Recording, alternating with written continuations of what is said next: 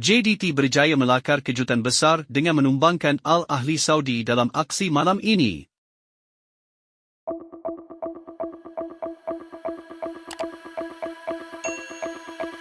Beraksi di hadapan ribuan penyokong fanatik tuan rumah, skuad kendalian Hisco Moz itu mempamerkan disiplin pertahanan yang luar biasa dan serangan balas yang klinikal untuk mencatatkan kemenangan bersejarah yang bakal dikenang sepanjang zaman.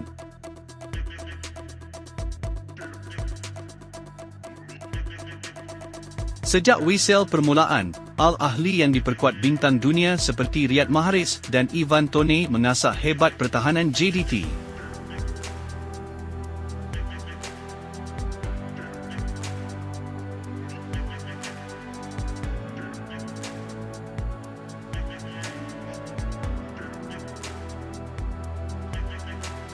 Walau bagaimanapun, gandingan hebat pertahanan JDT memastikan gawang Harimau Selatan kekal kebal.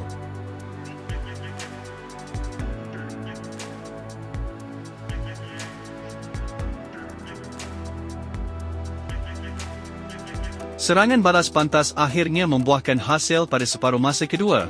Kecepatan Arif Aiman Hanapi di sayap kanan berjaya mengkucar-kacirkan pertahanan lawan sebelum akhirnya Bersun menciptakan gol kemenangan.